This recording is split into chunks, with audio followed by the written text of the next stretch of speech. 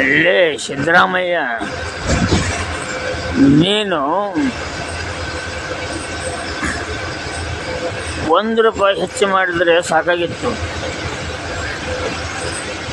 Bus ticket ಬೆಲೆ ₹8 ಹೆಚ್ಚು ಮಾಡಿದ್ದು ಯಾರನ್ನು ಉದ್ಧಾರ ಮಾಡೋಕ್ಕಾಗಿ ನೀನು ₹8 ಹೆಚ್ಚು ಮಾಡಿದ್ದೀಯ.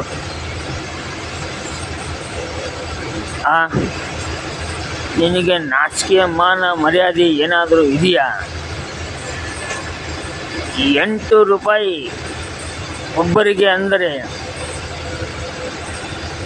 ಕರ್ನಾಟಕದಲ್ಲಿ 7 ಕೋಟಿ ಜನಸಂಖ್ಯೆ ಇದ್ದಾರೆ.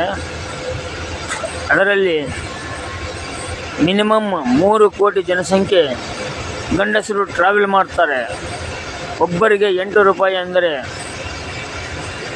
ಎಷ್ಟು